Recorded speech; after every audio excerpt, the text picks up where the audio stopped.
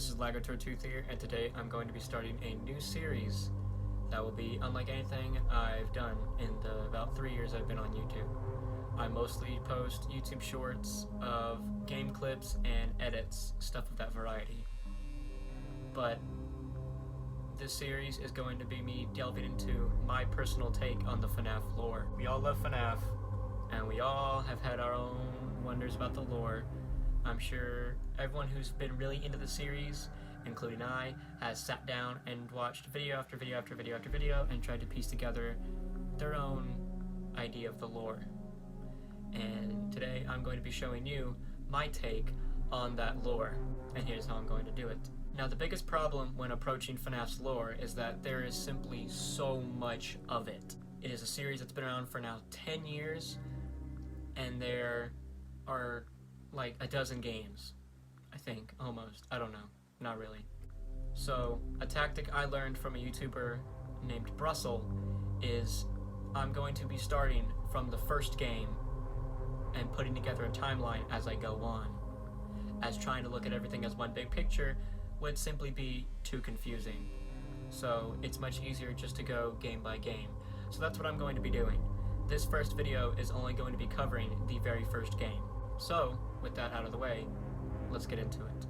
Alright, so the way I'm going to be making my timeline is I'm going to have a Google Slides pulled up on my computer, and I'm basically going to make it on there using pictures and stuff like that. Because when I was in middle school, I used to take pictures of guns and take pictures of, like red dots and grips and different stocks and magazines, and I used to make my own gun pictures on Google Slides all the time. You can see it right here on my screen. I'm going to have this little line, and since Fnaf is the first game in the series, we are going to go ahead and put that right in the middle. And we can go ahead and place stuff forward or behind it. So now we can actually start. Alright, so when you start a new game, you are greeted with a newspaper that says, "Help wanted, Freddy Fazbear's Pizza. Family pizzeria looking for security guard to work the night shift, 12 a.m. to 6 a.m. Monitor cameras, ensure safety of equipment and animatronic characters. Not responsible for injury/dismemberment. $120 a week. To apply, call here," and a number, 1-888-FAZBEAR. Once you actually start playing and your first night starts, you are greeted with a telephone call by whom the fanbase will dub Phone Guy, because he is the phone guy. He then goes on to read an introductory greeting from the company that basically says, "We're not responsible if you freaking die. Fazbear Entertainment is not responsible for damage to property or person. Upon discovering that damage or death has occurred, a missing person report will be filed within 90 days or as soon as property and premises have been thoroughly cleaned and bleached and the carpets have been replaced, blah blah blah." Now that might sound bad, I know. After finishing the introductory greeting from the company, he then goes on to give us our first hint of spookiness that always set all the YouTubers off. The animatronic characters here do get a bit quirky at night. And then he would go on to say, "So just be aware, the characters do tend to wander a bit. They're left in some kind of free roaming mode at night.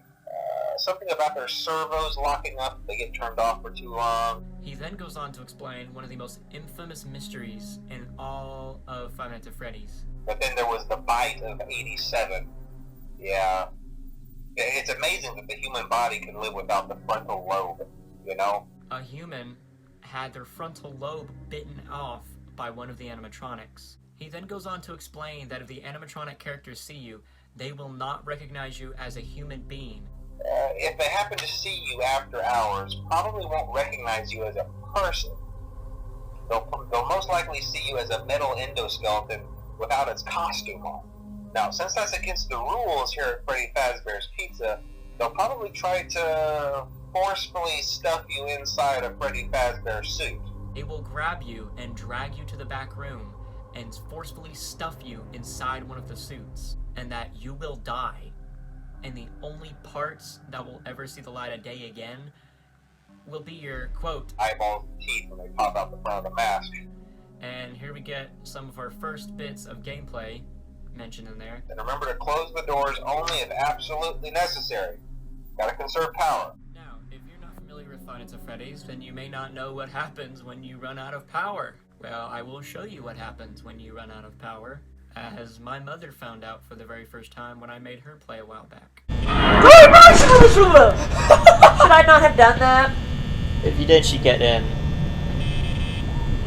Go right, go right. I'm done. Open the door. Uh-oh. What happened? Keys. What happened? I ran out of power.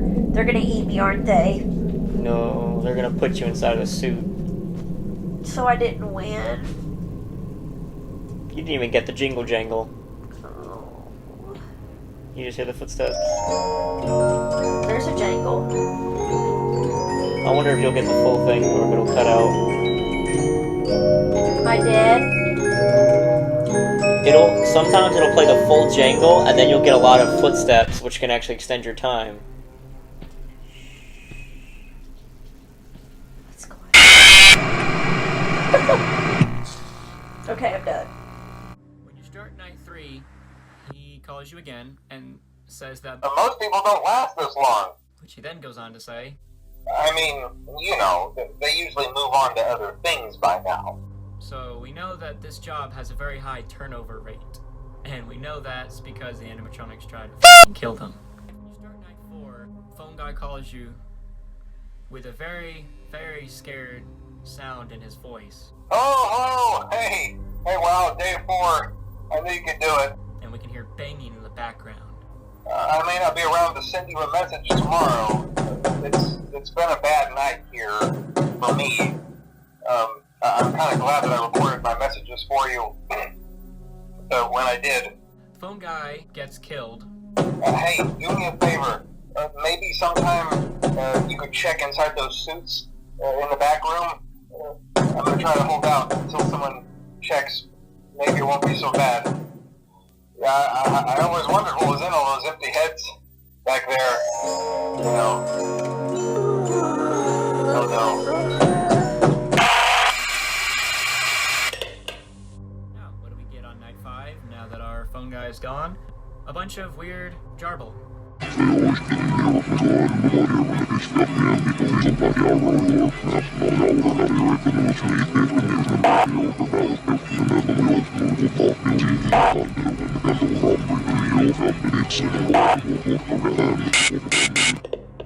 Alright, now we're done with the phone calls, we can move on to the next piece of lore inside the first game. In the later nights, the posters in the east and west hallways behind your door will change into 4 different newspaper clippings. The first one says, "Local pizzeria said to close by year's end.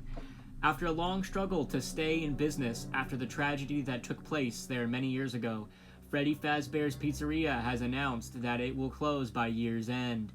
Despite a year-long search for a buyer, companies are unwilling to be associated with the company. These characters will live on in the hearts of kids. These characters will live on. CEO." The second one says, "Local pizzeria threatened with shutdown over sanitation.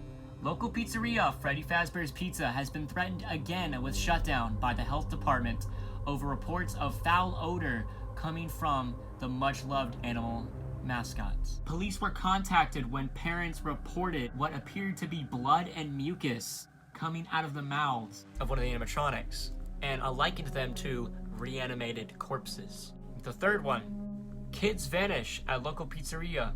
Bodies not found. 2 local children were reportedly lured into a back room during the late hours of operation at Freddy Fazbear's Pizza on the night of June 26th. While video surveillance identified the man responsible and led to his capture, the following morning the children themselves were never found and presumed dead. Police think that the suspect dressed as a company mascot to gain the children's trust." The fourth newspaper, "5 children now reported missing. Suspect convicted. 5 children are now linked to the incident at Freddy Fazbear's Pizza, where a man dressed as a cartoon mascot lured them into a back room. While the suspect has been charged, the bodies themselves were never found. Freddy Fazbear's Pizza has been fighting an uphill battle ever since to convince families to return to their pizzeria. It's a tragedy." Alright, so we know that an employee there dressed up as a mascot and lured 5 whole children into the back room and presumably killed them. Now, the other newspaper mentioned that there was blood and mucus coming out of the costumes, and it likened them to reanimated corpses. This means that whoever led those kids in the back rooms didn't just kill them, he put their bodies inside of the animatronic suits. And that one newspaper said, these characters will live on, meaning that these children's spirits have now taken over those animatronic suits. And that is why they are trying to hunt and kill us in the game. So now we know that these 4 animatronics are now possessed. But wait, didn't they mention 5 children? Well, now we get to the 3rd piece of lore in the game. Golden Freddy has a chance of appearing in the later nights. Oh god! What the fuck? What the fuck? Okay! You can also have the posters in the hallways change to Freddy ripping his head off, Golden Freddy's face. You can have these little paper plate puppets appear in the hall, as well as the sign at Pirates Cove say, "It's me," rather than "Out of order." You can also have "It's me" written on the walls. Back when the game first came out, MatPat's very first theory video, he theorized that the game took place between 1991 and 1996. Now, he did this by using the paycheck at the end of the game. You get a paycheck of $120, and there's a date on it that says November 13th. Using minimum wage rates of the time, he got 1991 to 1996. Now, lots of people say it's 1993, only because MatPat said it and it just stuck. But the reason MatPat said it is because he believed at the time that the game was based off of a tragedy that happened at a Chuck E. Cheese in 1993, where an employee snuck in and killed 6 people. I am part of a small group of people who believe it's actually 1992, because MatPat did the minimum wage assuming they got paid on a Friday, so you have to find a year when November 13th fell on a Thursday, which is 1992. Hence, the game takes place in 1992. So now we can go and mark on our little timeline 1982 under the first game, and we can go ahead and put right behind it Bite of 87. After you finish the bonus night 6, you are fired for tampering with the animatronics, general unprofessionalism, and odor. I think the reason he was fired for odor is because he was tampering with the animatronics, which, as we heard in the newspaper, smelled really bad and had like blood and mucus coming off of them, and then he smelled like shit, so maybe that would explain it. Alright, let's review everything. We have the phone calls that detail the animatronics move around, they put you inside of a suit, and you die, and the phone guy dies. We have the Bite of 87, where somebody lost their frontal lobe from one of the animatronics. Next, we have the newspapers that detail an employee dressing up as one of the mascots and luring 5 kids into the back rooms, killing them, and putting them inside of the suits, and now those souls possess the animatronics, and that is why they are trying to kill you in the game. We have Golden Freddy and the It's Me stuff around it, and we have the paycheck giving us a date. Oh, I also forgot to mention the paycheck gives us the character's name, Mike Schmidt. And we have the pink slip fired card detailing the odor because he must have tampered with the animatronics and gotten the smell from them onto him. And that is basically it for FNAF 1. It's a little bit lacking. There's not a crazy amount in this game, though there was enough to make a lot of theories. And see, this video may sound like that was a lot, but that is really nothing compared to Five Nights at Freddy's. The big scheme of it. It's gonna get really crazy, guys. And this is only the very first video. I'm going to try and just post these whenever I can, whenever I have free time. I should be free literally tomorrow to continue and make the second one. Though it could be a while because I have to review everything. I'm gonna have to like play through the entire game to review everything. So I'll try and post it as quick as I can. Alright, that is going to be it for the first video of my take on the FNAF lore. Hope you enjoyed. Hope you continue to enjoy. I hope you come back to watch my other videos. Please like, comment, and subscribe. I can't believe I just said that. If there was anything you felt I missed, or anything you want to argue about, preferably don't argue with me, but if there was anything you felt I missed, please comment it. Helps the algorithm. Please like the video. Smash that like button. Pretty please. And this is Lagarto Tooth, signing off.